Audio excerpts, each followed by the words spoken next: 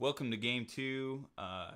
We were talking in between these games, and I realized that I never finished what I was going to say at the beginning about the sound. I was so taken back by Steven's incredible vocabulary that It is amazing. it is impressive, truly impressive. But I was so taken back by and just flabbergasted, for me to use a large word. It's a fine word for you to use. Not bad for me. I was so taken back by how big his vocabulary was that I never even finished my thought. We wanted to thank T. Rob and Jess for helping us out. They are at Press Start to Play, the shop where we're at. They lent us a gorgeous microphone and some recording equipment so that we can sit here and sound clear instead of sounding like we are compressed through a miniature microphone that we were using before. So, okay, we are on game two. Starting off strong, Kirk Noble. You got game one in your pocket. How are you feeling as Andrew? I'm feeling pretty good. I mean, like, a Strom Kirk on turn one is a pretty powerful play. I mean, like, when you consider that a lot of the decks run humans, I mean, it's huge. I mean, like, unblockable, 1/1 that's just going to keep getting bigger. I mean, big. I'm just hoping that the next play will be just as big, or if not bigger now, because that's what you need to do is just keep pressing the advantage. I mean, all you got is Stromkirk Nobles. That's not that impressive a game state. Yeah, I've actually watched a lot of people keep like double Stromkirk Noble and not much else in their hand, and this is a great start. Oh yeah, great start. Yeah, that I would consider that an X start. Anything like with a turn 2 haste creature, oh yeah, like you're going off strong, and it's just going to keep getting better from here, I hope. Yeah, curving out very nicely, and but I've seen people keep these like double, sometimes triple Stromkirk Noble, and as good as that card is, or can be, I should say, he's not completely impressive by himself. He does get blocked still, and people put, I think, a little too much value on like triple Stromkirk Noble starts. Yeah, I agree. Like, he's good, but he's just a tool to get you started. Like, he's never supposed to be the game ender. Yeah, he can definitely never be. Not your finisher. No. So I kind of like, I'm torn on Stromkirk Noble just because, like, he's bad to top deck late game, like, just horrible. But you want him in the early game. He's kind of like this conflicting card, and Champion the Parish is the same way, but yeah, Champion the Parish has much more synergy with like the Naya Blitz decks. Agreed.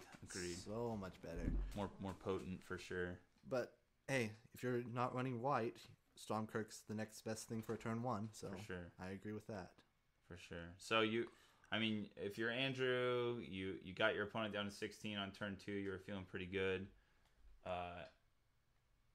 Now, one thing I do have to say, that Centaur Healer was not what you wanted to see. You know you're going to lose a guy here. I definitely don't Pillar of Flame beforehand. No. That was not probably the correct order of action. You're I saving your Ash Zealot. I get that. I mean, yeah, I can see the mentality, like, you want to not have that Centaur Healer block. Maybe you think your opponent values it more than... So you deal 2 damage, now he doesn't want to block it.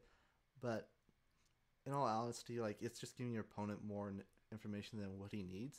So I would definitely encourage saving it for afterwards. But as you can see, his next play is pretty good. I mean, like,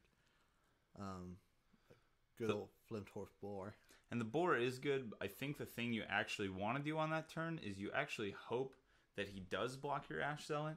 I believe this is the correct line of play. You let him block your Ash Zealot, then you Pillar of Flame post-combat. Now you have a 3/3 that keeps bashing instead of a 2/2. The first strike's good. Willie's not going to do much from his graveyard. I think you let the Ash Zealot die, and you just keep growing your guy. That's my line of play if I'm playing that right there. Yeah, like I can agree with that.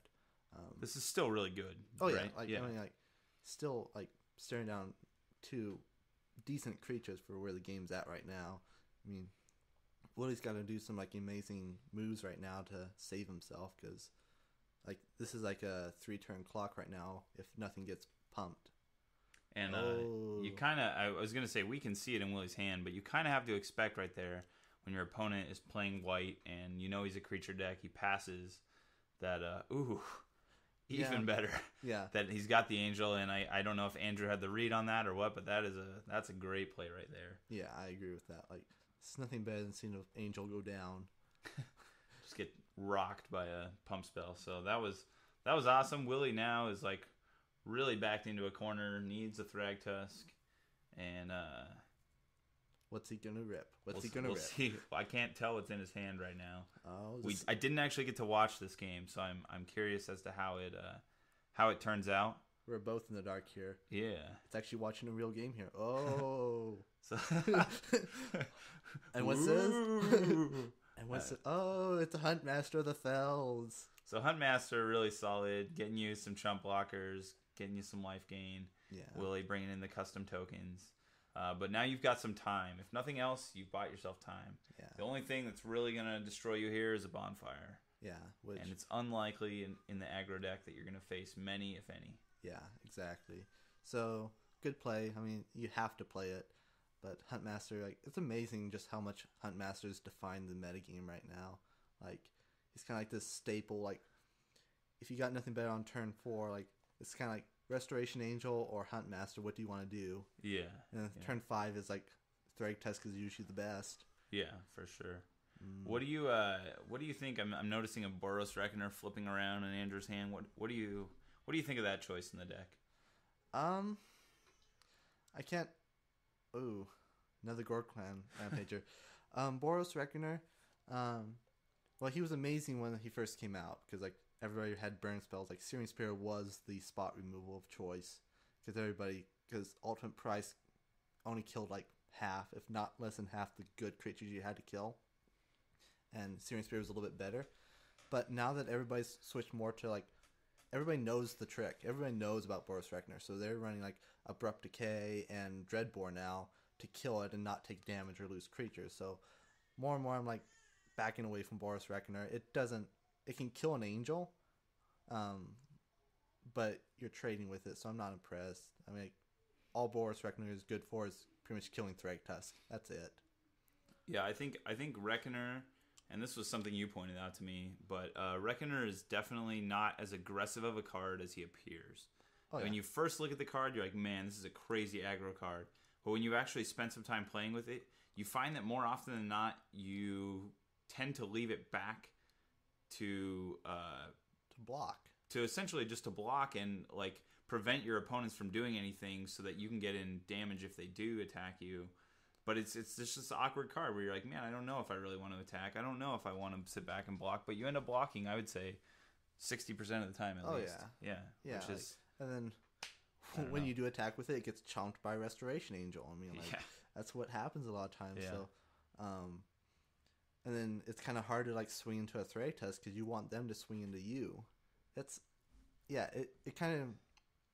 a similar card to like I would agree, like it forces you to build your deck in a certain way, just like Moral and Haunt forces you to build a deck in a certain way to rely more on Graveyard.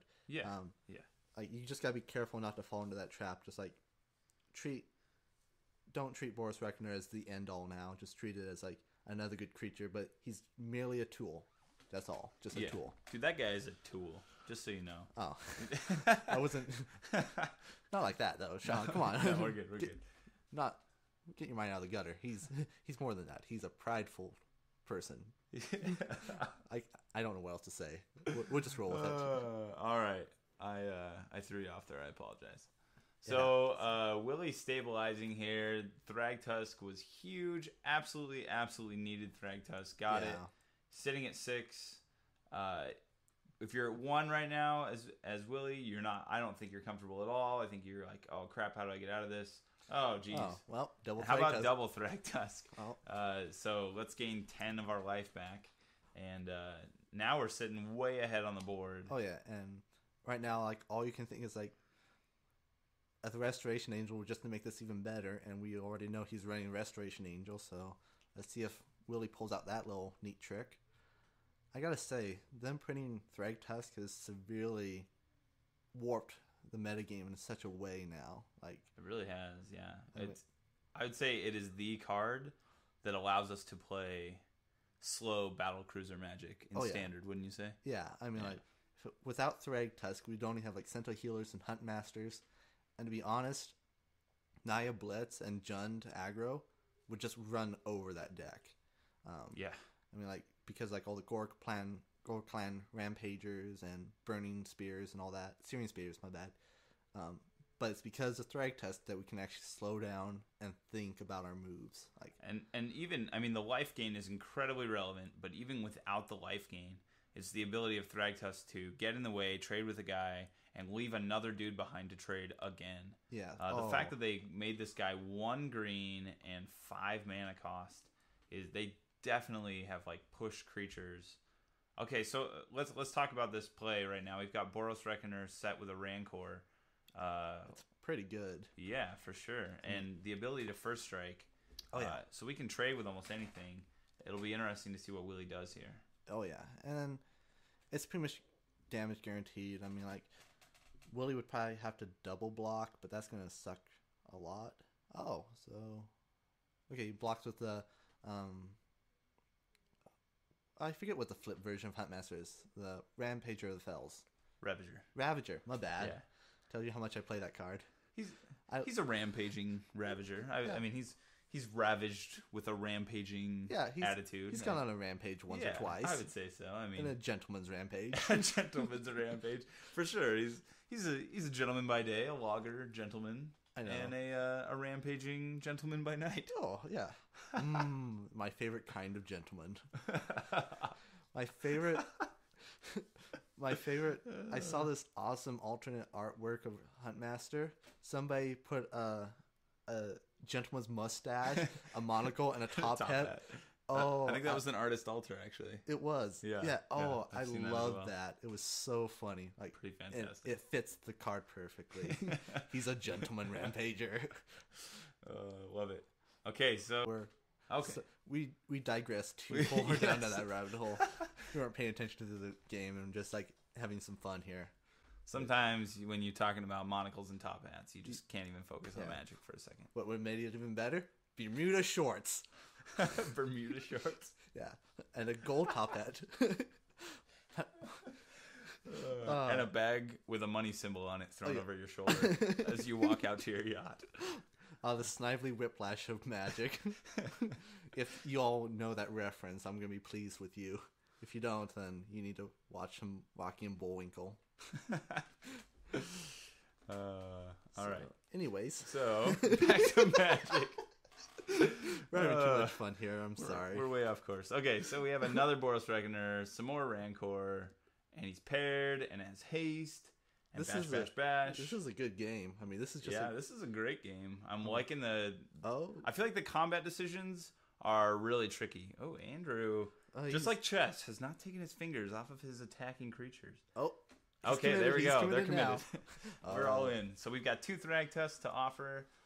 He has the potential to first strike this Boros Reckoner, and Willy has to block. He is staring down lethal. Yep. I mean, he has to block. But this is tough, but I think that's what I would do. I just take both those guys. Lose 1 Thragtusk, but oh well. I mean, like, you just take 5. You're still gonna leave you with a token. I mean, this is still not good. You need another Dreadboard pretty bad, or some way to throw out 18 damage in a turn. Yeah, like, oh my goodness. It's not looking great for Willy. We'll see what he does here. Pretty sure Willy's super happy now with going like Dark Naya or Light Jun. I mean, like, all the spot removal now. Like, he must be a really happy camper now. Happy camper. Oh, Aurelia. Oh, wait. So do we have 8? We have 22 damage. Bash. So when you think 18 damage can't be done, Aurelia comes down. Yeah, remember that Aurelia is a card. All right, so we are going to game 3, and we'll take a look at that.